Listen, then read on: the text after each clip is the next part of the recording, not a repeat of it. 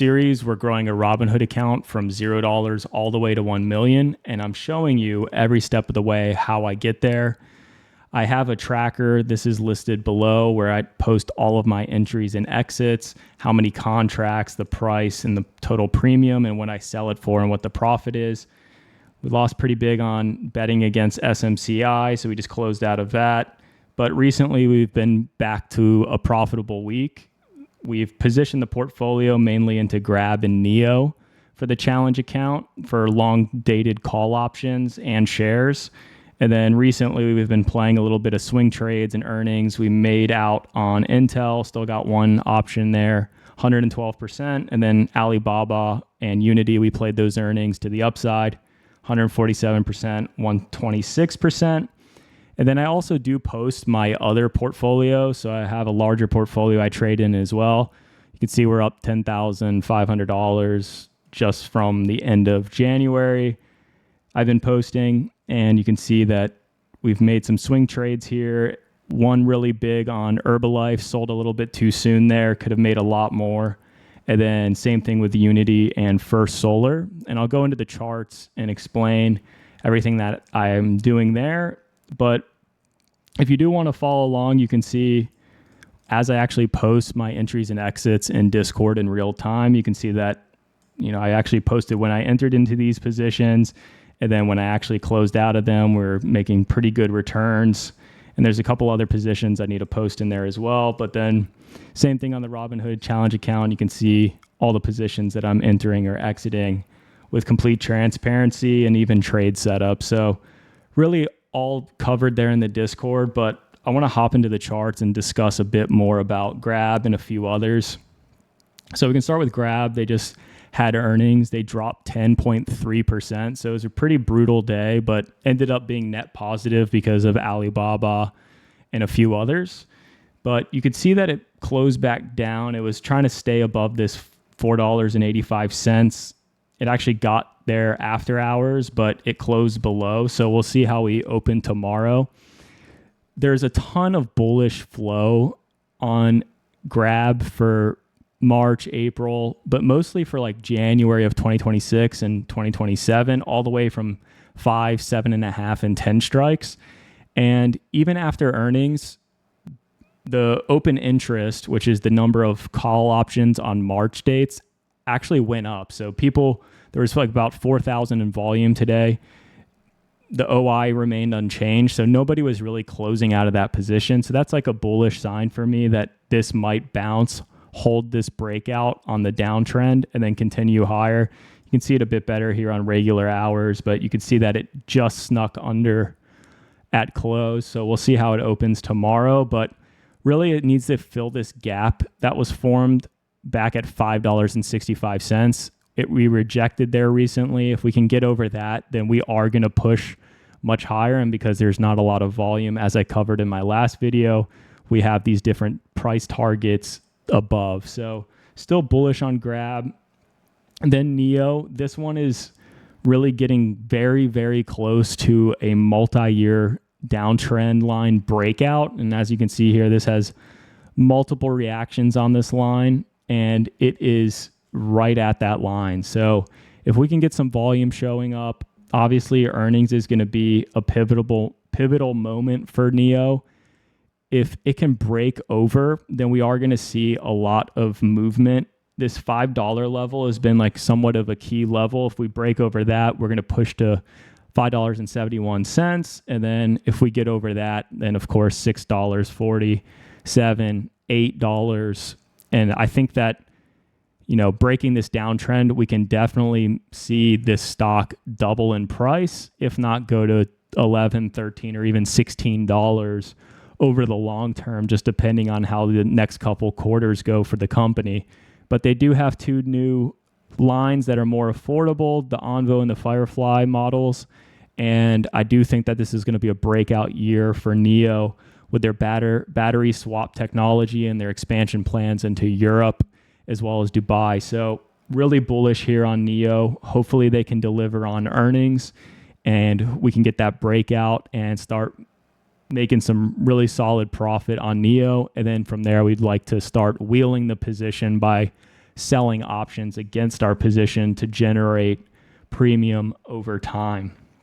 Now, SPY and QQQ, a lot of people have been buying VIX calls. It's come across if you're on Twitter. We actually came back down and retested that breakout point on SPY and held. So that was really bullish. You can also see it here on the actual SP 500 index. It came back down. It actually was underneath that level and broke back over. So that's bullish. Same thing with tech. Tech didn't quite get down there. I thought maybe we would fall out of this wedge today, but we just pushed higher. I think the contrarian play right now is to actually be bullish. A lot of people are afraid, like, February to March is kind of a dicey, volatile time in the market. But I think that right now I'm actually bullish on Microsoft and of some of the few other Mag 7 stocks that have sold off recently. Just covering Microsoft real quick, it actually broke down, but you can see that there's been some pretty nice volume coming in, and then we pushed back over. And so that's considered a false breakdown, as you see that it's had multiple reactions on this lower trend line. And then we finally had a bearish engulfing candle. Then we pushed a bit lower, but we bounced from this previous support zone right around $405. And now that we've pushed back into pattern, there's a solid chance, as long as we hold this 414 to 415 level, you'll see somewhat of an inverted head and shoulders. And then if we get that breakout above this secondary line you see here, I'll draw that a little bit cleaner for you. If we just start pushing around over 420, then this is going to absolutely rip. And you can see that price likes to move quickly over that 422 range. And if we get into that range, we are going to push much higher to 433 or even all the way up to 445. So I'm really bullish on Microsoft as long as we can hold that 415 level. The way that I'm playing it right now is I have April 440 calls. It's a bit out of the money, but I think that depending on how NVIDIA earnings go and how the market holds, as long as tech is holding above that breakout point, and same thing with the S&P 500, this 530 level, then I'm bullish on Microsoft for the next couple months. So that's what I'm looking for there. And some of these smaller positions, ACHR Aviation, I'll just run through these. So ACHR Aviation, this is vertical drones, human-sized drones company. Obviously, a lot of drone tech, robotics type companies have been doing well. It had this wedge. It actually broke out and then broke back down into pattern and then closed back over. So we had some profit that we took on ACHR Aviation, and then I just recently entered a bit more towards the end of the day today. Hopefully this can continue higher. I saw some 14 call strikes for July of this year. So there's some bullish flow there that maybe this can get that breakout to the upside. And then of course you do have earnings next week. So a lot of it's going to come down to that. Alibaba, this is my biggest position in my long-term portfolio on shares. And I do have some leaps as well. And it's just been ripping to the upside. My average is $89 on shares. So I'm up over 50%. So that feels pretty good. I do think that it's overheated. If you look at RSI is absolutely cooked right now. That thing is at 86.73. So it's very overextended. Probably the same thing if you look at the 21 EMA. You can see it's really extended over to the upside, and then probably the same thing on moving averages. Yeah, it's not even close. So I do expect this to actually consolidate here in this 143 to 129 range. It could even drop back down into this low volume node and fill in this gap as well. But news just dropped that Ryan Cohen, the GameStop savant, he's been in Chewy and then he went to GameStop. He just bought $1 billion. Well, he's increased his stake in Alibaba up to $1 billion. So pretty bullish all around on Alibaba. There's a lot of flow, obviously, coming into this stock. And you can see that this was the previous gap. This actually should be a bit lower, right near 143. That's right where we rejected. That was my price target on earnings. Sold a little bit early in the beginning of the day on one of the calls that I had, but it ended up closing below. So I'm glad I took profit because I had 140 calls. But I do think this will fill. At some point, this will break up and over this gap, really bullish on China, really bullish on Alibaba, really bullish on NEO. I do expect that this 164 level will be tested longer term. I think this stock is easily going to break over $200, maybe even push all the way back to 300. You know, it's trading at 303 billion market cap. Could easily be $1 trillion market cap company over the long term. So still really bullish, scaling in when it makes dollars and cents. Caesars Entertainment, this is like a bull flow that I saw recently. Let's remove some of these moving averages. But you can see it had this pretty strong breakout. It does have earnings next Tuesday. There are 42 call strikes on this one. Pretty decent volume, so I just followed that on the breakout. It's doing quite a bit of a little retest. As long as it holds this line, I am bullish. I'll probably hold this into earnings. It's a smaller size, so I didn't size too heavy into the position. FCX, I do have July dates on this one, 42 strikes as well. I do think that we will hold this breakout. As long as we do, we're going to test back at this 40.82 level, probably push back to this 42.06 level. And since there's some bullish flow, by May or July of this year, I do think we can get up to that 45 level. So that's really what I'm hoping for with FCX. HLF, what an absolute monster on earnings. Too bad we sold near the open because, I sold down here in this $7.38 range. I had $7.50 strikes. If I held, which I probably could have because I had May dates, I could have held a lot longer. And that's just like something, profit's profit, obviously. But as you trade more and more, you start to realize maybe I should take some profit here. If I have longer dates, maybe I can just sit in it a little bit longer, see what price does. You got to respect your targets. And sometimes it's a little bit hard to do that. Once it opened over I thought maybe it would reject it like the 760 level. And I should have probably held a few just to see if it pushed over, and it ultimately did. And then now that it's over 760, as long as it holds that, it has a pretty solid chance that it's going to get to 880. As you can see, that price likes to move quickly in this range. So that's what I'd be looking there for Herbalife. Kind of missed the move already. I wouldn't be playing this one at that point. I just wanted to give you an idea of how I played it on earnings. Merck & Company. So this is healthcare. This one has sold off quite a bit. It had this really large gap down on earnings, even though it beat both revenue and earnings. It has this gap. There's actually a big buyer at 110 calls. And honestly, they bought in, I think, 20,000 volume at like $3 per contract. So that's quite a bit of money. And recently it's sold off so much that he actually doubled down and bought another $700K in premium. So there's one person who's really bullish on Merck & Company. I followed that flow. Obviously it's oversold. It hit this volume shelf that's acting as support right around $80. We entered into this position as soon as we saw it around like 84. I do expect this to travel back up towards this gap that was formed. That $91.40 level is going to act as resistance. I'm going to take profit on a portion of my position at that point and then hope that we can somehow fill this gap all the way to $95, probably take a bit more profit there. And then if we break over that, great.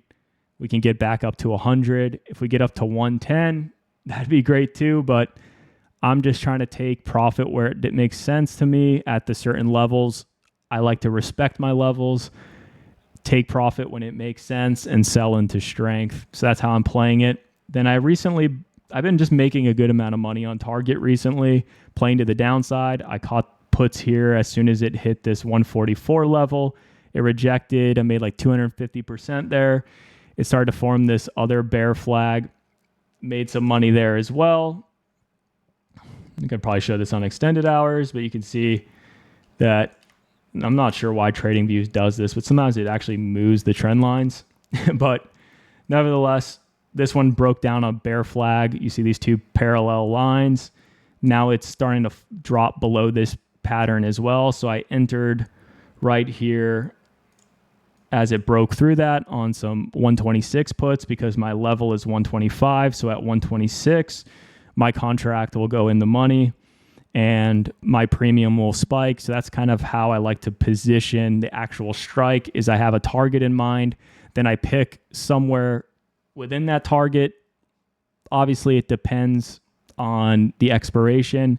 I do expect, because Walmart had really bad earnings and they guided lower, that target, they have earnings next week. There's a pretty solid chance, or actually, I think this is on a little bit in the first week of March on the 11th, second week. So I do expect this to head lower, in expectation that maybe they'll guide lower as well. I don't think Target probably did all that well last quarter, and I doubt they're going to have good guidance for the year. Unity, this was an interesting one. We actually snuck over and closed above this falling wedge. We kind of had like a close above where we just like barely snuck over. Then the next day we fell back below and then actually closed above. So I was pretty bullish, like from a technical perspective, that this would continue higher to $24.36. It actually did really well on earnings. As you can see, it already went back to 28. I took profit somewhere around this $25 range. I could have made a lot more money there, but nevertheless, profit's profit. One that we have open for tomorrow, this is really interesting.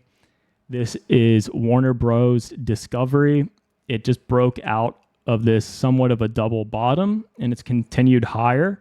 The interesting thing about WBD is that there's like 93,000 volume today, and I can actually show you here. This is like an insane amount of volume. If we go to Warner Bros. Discovery, you can see these are my two positions. Not a lot in the challenge account. We got 12 buys of the $11 call and 2 buys of the 11.5 call. So these are just like 1 day to expiration options. We're already up 14%. I could have sold out if I wanted to. But if you go here into the options chain for tomorrow, you can see that the 11.5 call had 101,000 volume. So there's like a ton of volume. There's just so many buyers at this 11.5 strike. And then even at 11, there was 11,298. I'm not sure if there was that many for 12, but they're just smashing this 11.5 call. So we'll see what that does, because option dealers have to hedge against this position. So if we push over like 11.5, this thing could get squeezing very quickly. So like 101,587. If you multiply that by 100 shares, that's like 10.1 million.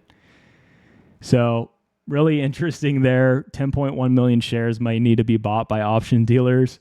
Obviously, it'll sell at the end of the day at like 3 o'clock. So you could also play to the downside on some 0-day expiration options if you're not trading in Robinhood. So that's something I'd be looking for, like a pop tomorrow, then even a potential drop in the afternoon. But it could even just keep squeezing into end of the day. So we'll see what happens there. Hopefully we can make like a 5 or 10x on 0-day options there. And then just diving into some other names here as well. Applied Digital. This is one that recently broke out. I wanted it to come back down and retest this like $9 level. It didn't quite get there, but I do expect this one to continue higher to $11.22. If it breaks over that, that would be considered a breakout. You could play it to the upside as long as it holds $11.22. Then you're going to see it push a bit higher towards this like $14 to $15 resistance level. So that's what I'd be looking for on Applied Digital. Asana, this is one that I've been watching. Similar setup. If it can get over $27.82. Earnings is coming up, so that's something to watch for. I might play it to the upside. It really just depends on how this trades into earnings on Monday, March 10th. Hopefully it drops a little bit. I'd feel a little bit more comfortable playing calls. But if it continues higher, I might just sit out and wait for it to break out. So that's pretty much it right now. That's my thoughts on the markets. Gave you a few trade recaps, the logic that I have going into those, and then same thing with like overall market sentiment. Hope you really enjoyed this video. A lot to cover, but if you'd like, just join the Discord. You can ask me questions. I'm always in there chatting throughout the day since I work fully remote. But anyway, I'll see you in the next one, guys. Peace.